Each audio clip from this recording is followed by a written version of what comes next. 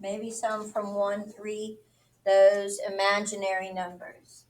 So if I have the quadratic equation, I have ax squared plus bx plus c equals 0, right?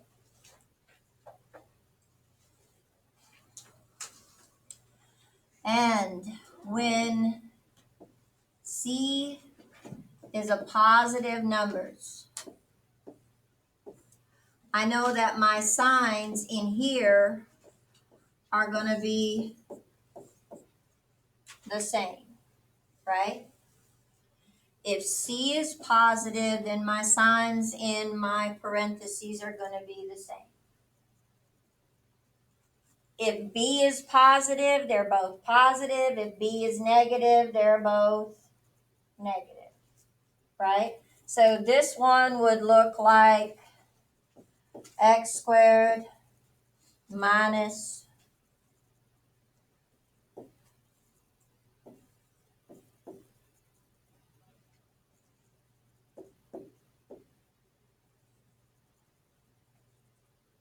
right? What could I multiply that would get me a positive 2 and add that would get me a negative 3? Wouldn't that be a negative 2 times a negative 1? What is negative 2 times negative 1? Positive 2, right? But if I add them, negative 2 plus negative 1, I get a negative 3. So that means I have x plus 2 and minus 1, right? Now if I have x squared plus 3x plus 2 and b is positive, then they're both going to be positive, right?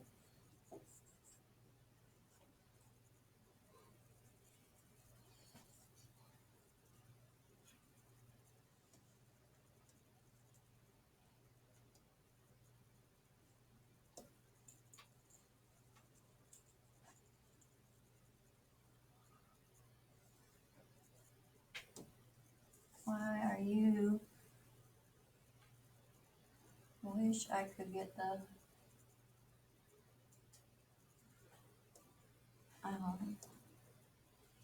Teams whiteboard up.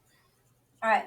If C is negative, then if, let's say I have x squared minus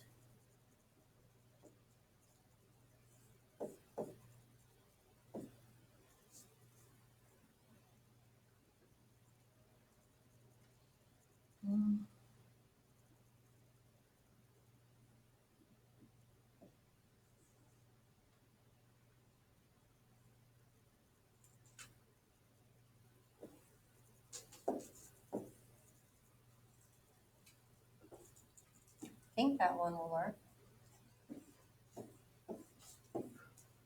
If C is a negative value, then I'm going to have one positive and one negative sign, right? So I would have, what could I multiply that would give me a negative 8, but if I added it, it would give me a negative 2. Yeah.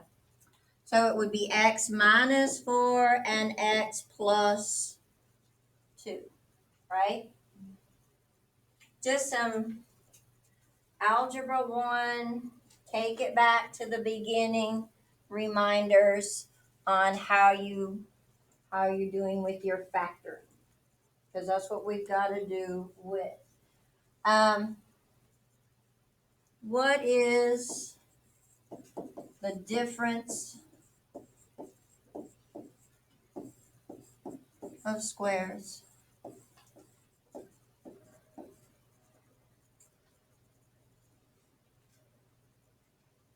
I'm talking about like x squared minus y squared, right? By the way, why do we set the quadratic equation equal to 0? What is it that we're finding? What is it we're actually solving? When I get down to solving and I say x is equal to 3, when I get that answer, what is it I'm actually finding, guys? What am I solving for? Anyone? So when we graph the quadratic equation, what does it look like? Oh, I know you know this name. Parabola, right? It's a big old U, right? And that U goes across, in most instances, the x-axis in two different places, right? This is what we're solving for. X equals. This is what we're solving for. Where does it cross the x-axis? What do we call that when we cross the x-axis? The x-intercept. And when I'm on the x-axis, what does y equal? 0, right? That's why we set it equal to 0, because we're trying to find those intercepts. And we're going to get a lot more into that when we get into chapter 4. But right now, just know what you're looking for when you are doing these problems are the intercepts on the x-axis. So what do I have? Let's say I have x squared minus 9 equals 0. When I have the difference of squares, I know the difference of squares always factors to plus or minus those roots, right? So when I'm doing this, I can say x plus 3 times x minus 3. Now, if I'm solving for 0, if I've got it set equal to 0, let's say I have the equation a times b equals 0. What do I know? If a times b equals 0, what is an absolute must? One of them's got to be 0, right? Excellent. Yes, somebody's got to be a 0. If they're going to equal 0, somebody's got to be 0. Otherwise, I can't get this guy out here, right? So either x plus 3 equals 0 or x minus 3 equals 0. Subtracting 3 from both sides, I get a negative 3. Adding 3 to both sides, I get a positive 3. X is equal to plus or minus 3. Difference of squares always factors to plus or minus those roots, right? That coming back? Did that in Algebra 1 for, I was going to say the majority of you, but I believe every one of you. That just wasn't very long ago. All right, there's another method of doing that. From this point right here, if I have x squared minus 9 equals 0. Add 9 to both sides. The square root method, plus 9. X squared equals 9, and then we take the square root of both sides, and x is equal to plus or minus 3, right? We like that square root method. So we can factor, we can do the square root method. Let's try a couple of those.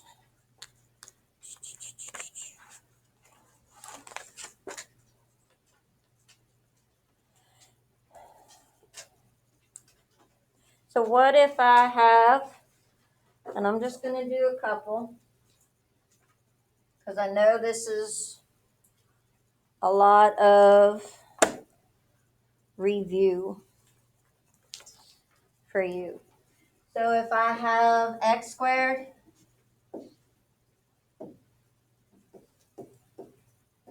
minus x minus 6. I'm looking for those two numbers. I can multiply to get a negative 6, but if I add them up, I'm going to get a negative what? 1, right? My C is negative, so I know when I go to factor these, one of these is positive and one of these is negative. My A is a 1, so I can go ahead and place those X's. What two numbers can I multiply? That will give me a negative 6. Okay, so if it's going to be negative 3, I know that's going to be X minus 3 and positive 2, right? And we can always check by doing what?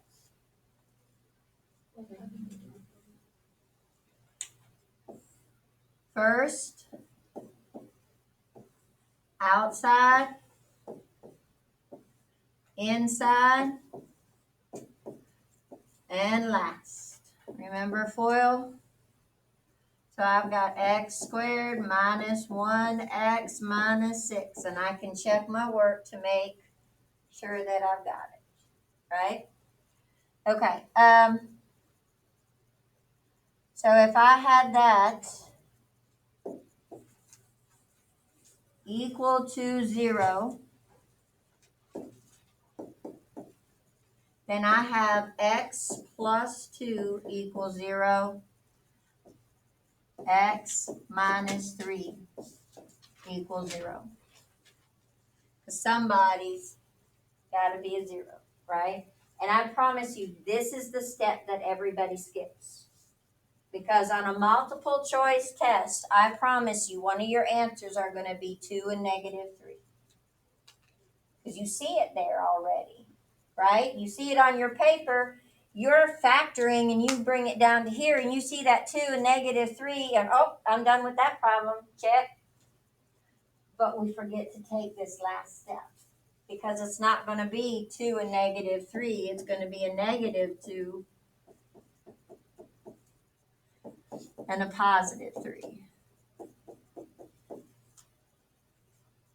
Please be careful. Make sure you always take that last step of setting it equal to 0.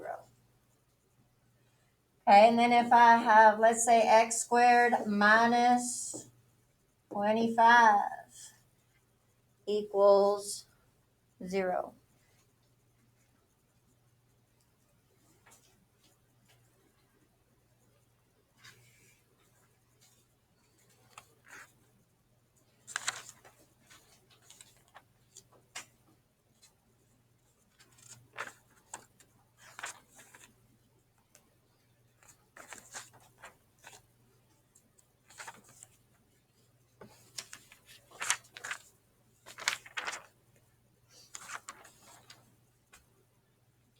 I'm going to add that 25 to both. And then I've got x squared equals 25. Take the square root of both sides, and x, not x squared, x is equal to plus or minus 5. Right? We got to remember that not just positive 5 will give me a 25, but negative 5 will give me that 25 also.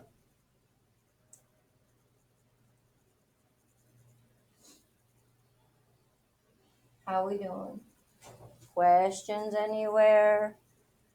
Would you go over that part? How about no questions? Y'all are good so far. Okay. What if my A is not a 1 though?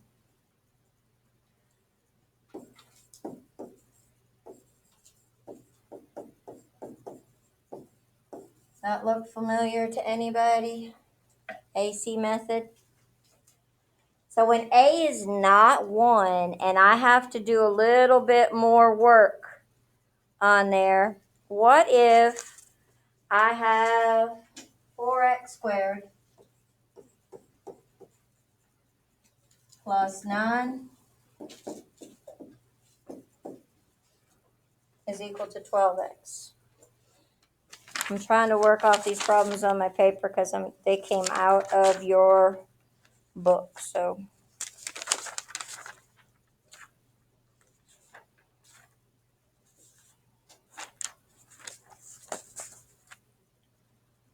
who's A? Mm-hmm. And oh, I got to do a little bit of rewriting here, don't I? Is this in equation form? No, this has to be 4x squared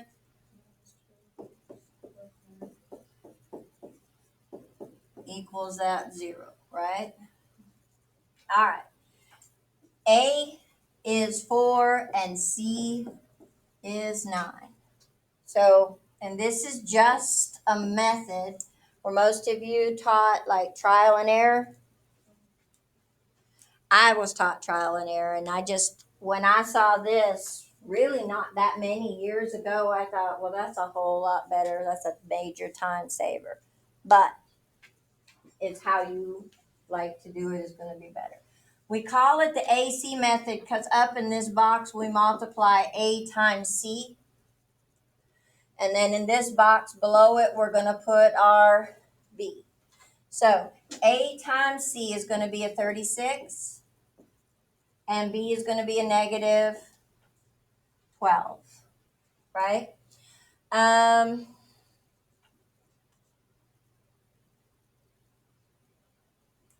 What can I multiply to get that positive 36 and add to get that negative 12? Negative 6 and negative 6, right? All right, do you remember the factoring by grouping? What did you always have when you factored by grouping? 4 different terms, right? I'm going to bring this 4x squared down, nothing changing there. I'm going to bring this 9 down.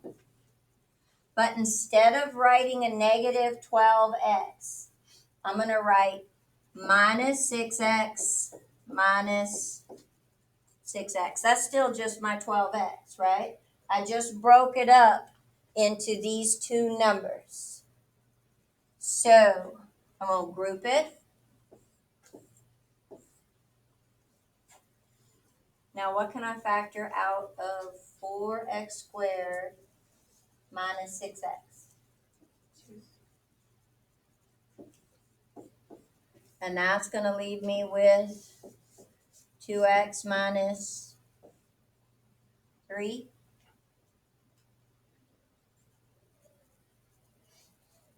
Now, I want to make that into a 2x minus 3. Can I pull anything out of there that will reduce that to 2x minus 3? What kind of 3? 2x minus 3. All right, so there's my common factor. Whatever is left, I need them to be the same. And I end up with 2x minus 3 times 2x minus 3 equals 0.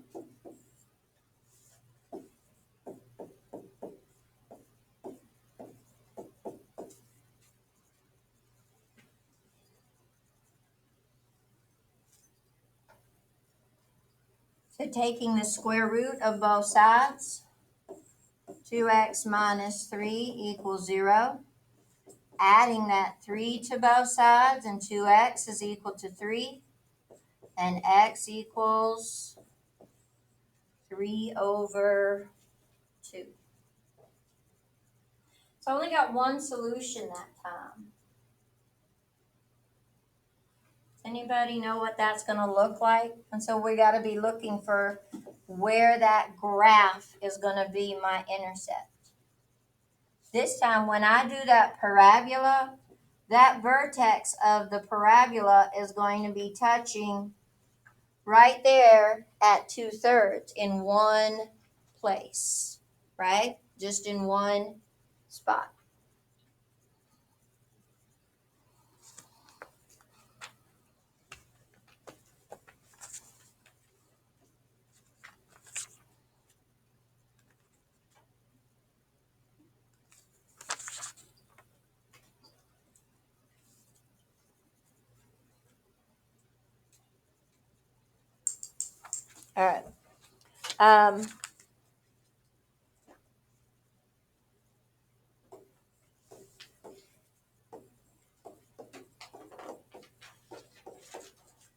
Complete the square.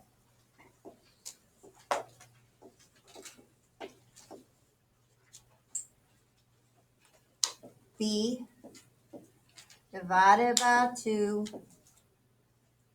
squared.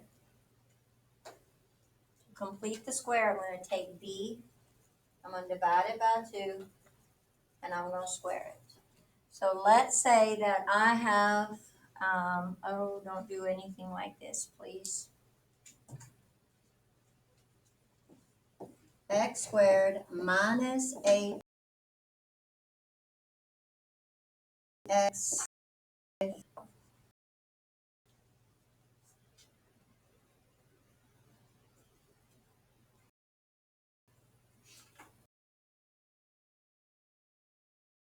negative 5. That would add up to an 8. 8's bigger, right?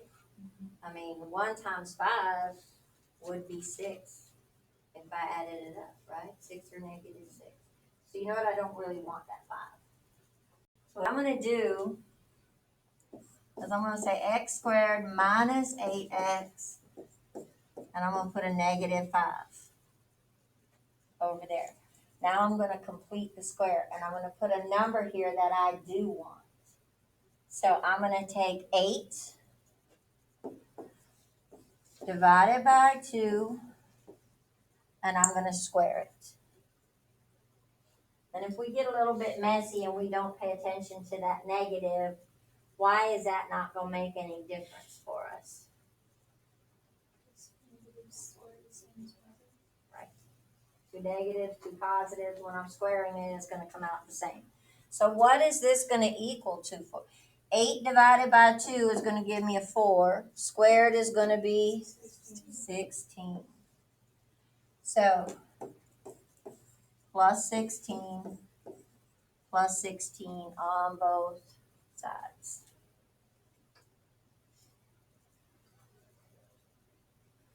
Does anybody know what this factors to? What we call this guy? We've created that correct C. My first term is a perfect square. My last term is a perfect square. And my center term is twice the roots. What's the root? What's the square root of x squared? And the square root of 16. And if I doubled that up, I would get 8x, right? That's my trinomial square. Does that term sound familiar?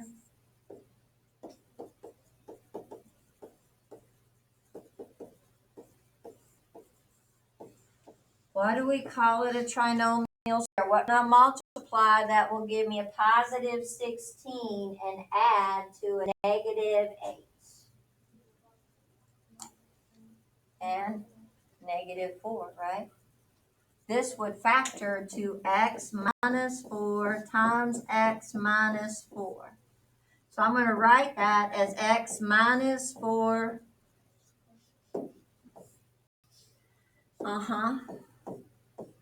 Yes. Equals 11. Now we're up to that square root method. We're going to do the square root of both sides. And I've got x minus 4 is equal to plus or minus the square root of 11.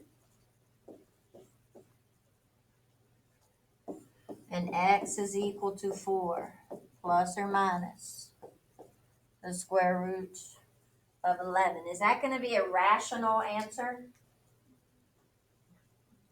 Square root of 11 is irrational, right? It's an answer. Why were you able to drop off the x squared? When I took the square root? No, whenever, so right next to trinomial square, it says x squared. When you factor out the negative 8x and the 16, why were you able to drop the x? So I factored that to this. If I FOILed this back X times X would give me that X squared, and a negative 4X, and another negative 4X would give me that negative 8, and negative 4 times negative 4 would give me that 16. Thank you. Why did you add the 16 on the other side? Because you did it on the left too, like you did to the right? Yeah. Solving equations, I can do whatever I want, right? I can do whatever I want when I have an equal sign. That equal sign is a powerful tool because it lets me do anything as long as I do exactly that same thing on both sides, right? Anyway. Okay. Talked about completing the square. Talked about the square root method. And I really hate doing this because this is where everybody forgets about doing everything else and just hits that formula, right? What is, if I have ax squared is my quadratic equation, what is my quadratic formula?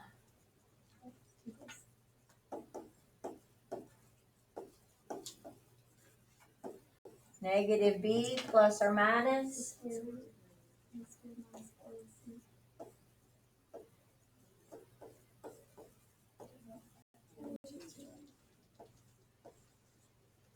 right?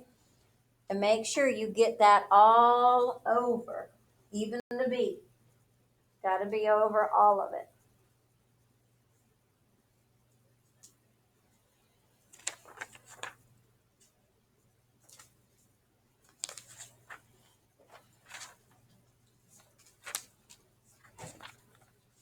So let's try that with 2x squared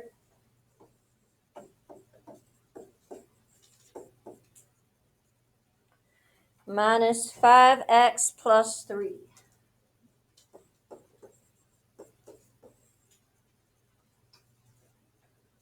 Remember, I have A, B, and C.